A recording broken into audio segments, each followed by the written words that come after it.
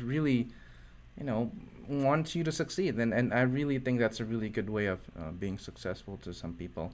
And then, so moving Well, on. I would go back to what you said. What you're saying, William, is Huh? that your boss has to has an interest in your success. That's true.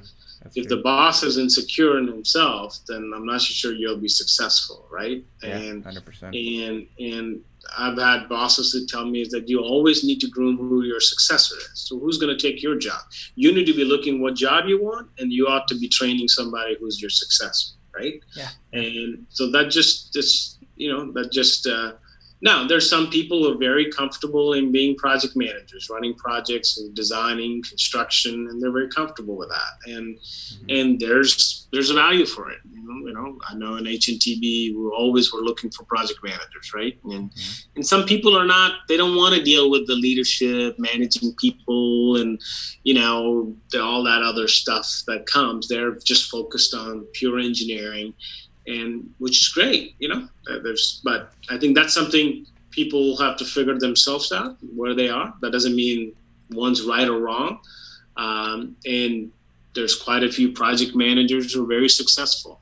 But I will tell you, for project managers who want to stay in that space of just running the big projects or designing the big projects or planning the technical aspect of it, what I see is those folks, you know, I think they're more successful when they're willing to move. At least in my 5 years with HNTB, I've seen project managers who are very successful, or officers of the company, or senior VPs of the company. They moved around the country, you know.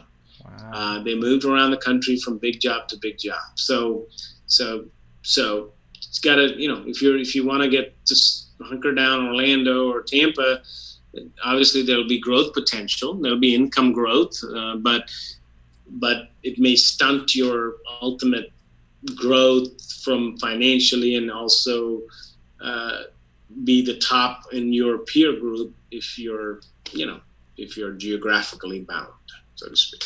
That's amazing. Wow, I really like that, just having that mindset of, being really bold, to move around and just getting to excel your career. All right, so going back to your kind of secretary position, everyone was wondering, I guess, how do you become an elected official, right? I mean, do you have to go lobbying? Do you have to know what kind of connections did it take to get there, right? I mean, all of us are working day-to-day job, working designing and all that. I mean, that seems to be just out of our mind. It's just how is it to be there? So, Yeah, so it's an appointed position. So I mm-hmm. didn't run for elections, thank God. But it is an appointed position. It has to be appointed by the governor, and then confirmed by the state senate. So there is a process. Mm-hmm. Now, this may come surprise to a lot of folks. First of all, obviously, I've told you my story from childhood. I'm a brown skinned guy, right? Brown colored guy. So, and that's the beauty of it. Is that people in DOT staff used to come and complain. I said, "Oh my God, you got to know people in high places. You got to be part of the clique. You got to part of the inside group and all that stuff." And I would look at him and say, "Have you looked at me? Do I look like an inside group here?" You just work hard. You just work hard, build relationships. You never know when those relationships come in support of it. Obviously, we talked about having good managers, good mentors, and they'll be helpful. I had an interest on being the secretary. I was the assistant secretary for about 8 months, and it was during the transition when Governor Scott got elected, and there's a period before he gets inaugurated. I was able to demonstrate ability to think on feet, ability to, kind of take politics and, public policy, and how do you meld it into a department, or meld it into what you want to do. And, governor never asked me. I guess I don't know if they can find it out or not, but I was not even a registered Republican at that time. I'm not a registered Republican right now. I'm an independent. I Wow. think back then I was maybe a Democrat, and he was a Republican. So, the governor never asked me in the interview, "Are you a Republican?" I think Wow. he just wanted, And like I said, I was building relationships, and there was folks who knew the governor at that time and said, "Hey, this guy's good. He's worked his way up from bottom up to the top. He's a problem solver. He's not a, no, and he's willing to think outside the box." The governor was looking for somebody to kind of get our economy going. Back then, it was 11% unemployment. Fortunately, now we're at 12.5, 13 because of the COVID. Rough, yeah. And so governor was looking for somebody to think, to kind of energize the troops, think out of the box, and let's get the economy going, create jobs. And he felt transportation was one of the key elements. So, I interviewed with him, gave him my thoughts on what department can do and what we can do to help advance his goal of creating 700,000 jobs in 7 years. And wow. it was, it all worked out. Along the way, there were people that you come across that I met. I met folks and I built relationships with some folks who were 20 years ago, 30 years ago, who knew the governor and, could put in a good word. So, it's just the relationship that I built and cultivated in early 90s came full circle to aid and nudge in me becoming the secretary. So it's important, right? So it's a relationship business, right? Mm-hmm. And so, and going back to the legislature, I think a lot of people talk about politics. It's all politicians are normal people like you and me, right? They have a family, they've got a job, they got elected. Well, some have egos, but most generally people are just like you and me. And you just got to build that relationship, and I enjoy that part of it. I enjoy the legislative lobbying part because lobbying, people say, lobbying is sort of a bad word. It's nothing but building relationship. You're building a relationship and then you're advocating for your interests, right? And, in my position, our interest is very, very narrow between the guardrails, just in transportation and infrastructure funding. So it's just trying to be there, building relationship, wish them on their birthdays, when they leave office, stay in touch with them because, sometimes they come back or they move on to different things. So it's just that it's not a statics or dynamics or thermodynamics book. It just comes back to building relationship, maintaining it, cultivating it, regardless of where they are. And I remember Bob Burleson, who was the FTBA president before me, great individual, well-respected, love Bob. And, he made the comment when I was leaving the DOT the first time, he said that you'll quickly find out who your true friends are and who your positional friends are, right? Like positional friends are, they're friends because it's the position you hold. True friends are, it doesn't matter who you are. And you quickly find that out, right? There were a few surprises who I thought were true friends, but were more positional. But then you keep that true friend that can cultivate that. So, so I think that's the key. Build a relationship, cultivate that relationship. You'll never know when they'll come in handy for you. Yeah. I really, really like that. So relationship, and relationship. That's right. Literally, it seems like, the really high point that you should do even early on in your career because, you never know.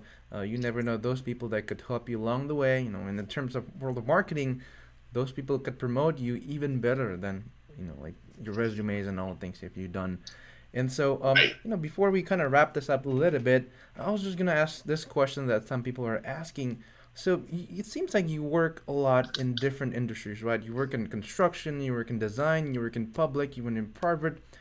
How do you get to be that kind of role, and how do you have that confidence to lead that people with various different kind of perspective, let alone senators and all the peoples that does not have the same background as you are? And mind sharing us a little bit on that? Well, I think it comes back to, again, it is who you are, right? Not everybody's secretary type material, and not everybody's that. You got to find who you are and then try to maximize that.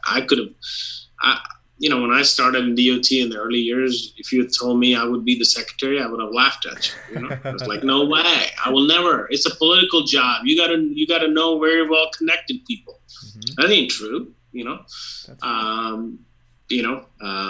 Current secretary, he knew some people, but he's not politically connected. He got there because, again, some old relationships came in handy, and plus he was there in the department before for 7 years as assistant secretary, so he's been there. So there's an element of what you're getting into. So now I think you just gotta keep working hard, trying to know where you want to get to, understand what your limitations are, and build relationship. I'm a big relationship person.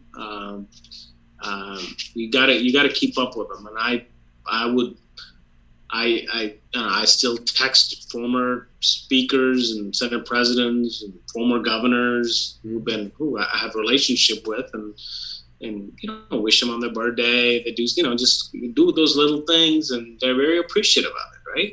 Because you never know when that person becomes a CEO of a company or, some other position, right? So it's just a matter of trying to make sure, every step of the way, try to build relationships. Awesome. I really like that, seeing you as such a humble person, despite all the positions you have, seems to go a really good way along the way, and the way you treat people, the way you just see people, no matter what kind of condition or kind of position they're in, and I really like that, and I think that's such a great example for all of us young engineers out there trying to get there, right? I mean, it's really important in life to success, but relationships are really important for the others. So, you talk about 3 to 5 year kind of streamlining in the future. So what's next for you now? Do you have any dreams that you're trying to pursue? It seems like you've done almost everything engineers could checklist. It's and I've said that, and people have asked me about that question. It's like, hey, you always had a 3 to 5 year plan. So what is your 3 to 5 year plan? And, and like I told you, the first time in my career, I'm not sure, right? Sometimes, you ascend to a level a little too soon, right? You never can time it, right? The stock market or anything. Typically, in the old, 20, 30 years ago, people ascend to the secretary when they're in their mid 50s to late 50s and early 60s. And then you kind of, if you do the math, if you start out of college at age 25 and you work 35 years for the state, then you're 60, and then you leave, you're hopefully leaving at a very high level, work for a consultant another, 7, 8, 10 years, and you retire, right? And then as things have happened, secretaries have been becoming younger and younger, which is great, is great prospects for all young engineers out there. And I was one of the youngest secretary. Two secretaries before me were younger than me. So, but then the flip side is that what happens is you may peak early, right? So you get to a point where now, what's the next step, right? I don't know. I've got a great job. The reason I took FTBA was it kind of helps me back to the roots of construction on the technical aspect, but also allows me to do what I enjoy, which is relationship, legislative, politics part of it. So it's sort of blend of, all the things that you want to do minus having to manage a ton of people, right? We've got a staff of 3 here. So I went from managing staff of 6,500 to 200 to 3, right? That's a good position to be in, right? So, I don't know, you never know what's up around the corner, if the next president calls you or his staff calls you and say, I want you to be the Secretary of Transportation, I'm maybe interested in it. But again, that's where I come back to, that'll mean a big change, right? That means going to DC. Yep. Totally that means be a significant financial equation there. Yep. Not sure, right? So, at this point, and then so what you got to think is, okay, if you do that, what's on the other side of it? And what's on the other side any better or significantly better than what you have today? And I'm not sure that is the case. So, but hey, who knows? 3 years from now, these guys may tell me to go find another job, right? So, Yeah, you can never say never, but yeah, but you also want the job to be motivating you all the time, right? Keep you energized. If you become stale, then you become stale. And I think this job allows, so far I've been in it for 3 years, allows enough of that variety that keeps you energized. So Sorry about that. I really like that, and then that's a really important aspect of any kind of job, right? I think that right, motivates you every day, and sort of just improves you in the future, and right. I really like that. So for everyone who's listening, I just make sure you have that 3 to 5 year horizon mindset, right? I mean, just keeping it short and make sure that you have some goal you want to reach in life, and eventually you'll get there. You just have to Yeah. have that memorized, written down, keep in your brain, right? You are what you expect in your mind every day. And so, Right. lastly, not probably, I really like to ask this question to all the people I ask. So, what really wakes you up every morning? Like what inspires you truly to do what you're doing today? Well, I think what wakes me up every morning is, try to try to do my part in making our state a better place, right? That's Love it. ultimately, in my spirit. And you wake up every morning saying, "Hey, how can we do things differently for Floridians?" Right? Hmm. We're all, like I said, I've been in this state now since '88, so 32 years. So hope to stay here and retire here and eventually check out from here. But so what wakes me up every morning is work hard. Try to do things that make your family proud, and try to make a difference in what you're trying to do. And it doesn't have to be, you know, sig- you know, significant. If you can find COVID-19 vaccine, have at it. But there's a lot of things you can do to kind of help right along the way Yeah. to make our state, um, a state a much better place. So that's our focus is how do we continue to keep our state the best state it is. We're blessed with a lot of things, and so that's sort of what makes me up makes me up every morning. So I really like that. Thank you, Not. That's such a good closure of what we have among the speakers today. Essentially, right? I mean, just making a difference. Shortly, maybe 1% at a time, or just with the hard work that you do every day. So thank you, Not. I really enjoy speaking with you today. We have some of technical difficulties, so some people end up disconnecting in the end. But I do have some question in my viewers here. Um, it's from someone. It's one of my friend from Indonesia actually. His question was, what would you say your first big decision as a higher ups? And reflecting back, would you say it was a good decision? That was his question. what was the question again? Sorry. So, what would you say was the first big decision you took as a higher ups? Maybe as a secretary or something like that. And do you think that was a good decision that you made, something like that? Yeah. Well, there's some Goes bonehead back pretty decisions I've far, right? made. So Yeah, there's yeah, some bad decisions I've made, and you move on. There were some bad hires I made that I thought would pan out, but they have a ways of. I think the best decision was having a vision, right? Having a vision. I was very focused on when I became the secretary to advance a certain set of projects that were lingering on because there was different challenges associated with it.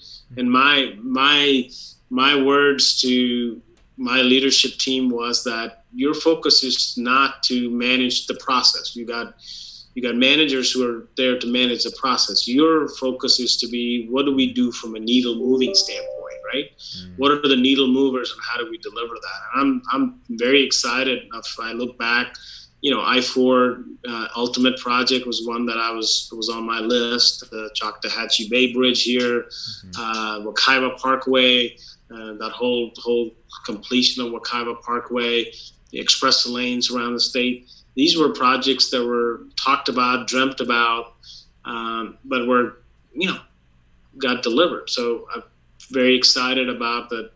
And it was just not me, right? There's a lot of people who played part in trying to get it across the finish line. But that's what I go home happy about. Yeah. Is there some things I could have done differently? Yes. There's always that. There's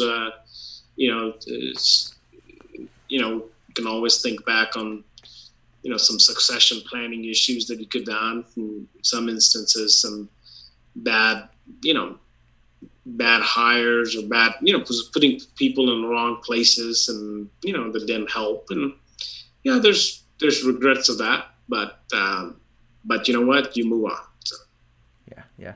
That's a really good answer. Thank you. I I mean, used to tell the folks, my leadership team at the time, is that when you're riding the bus, right, you're the bus driver, and you got to keep your eyes in the front. And so if first of all, you got to determine you got the right people on the bus, right?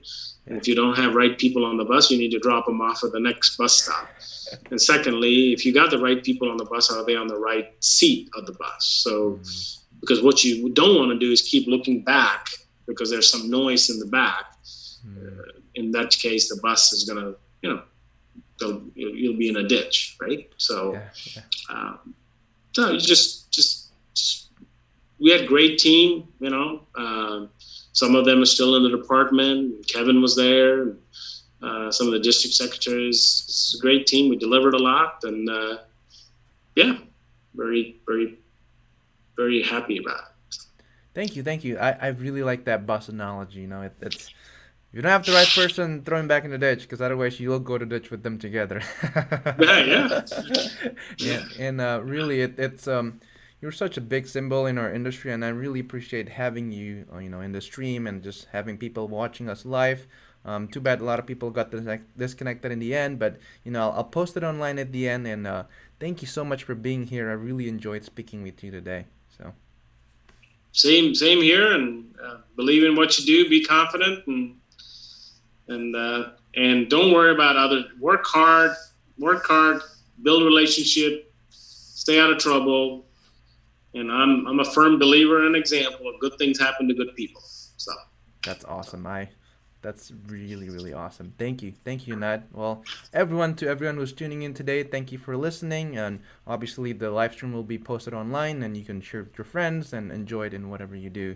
And with that said, have a good day, everyone. Stay safe in this, pandemic, and I hope everyone enjoyed the short story we have today. Thank you.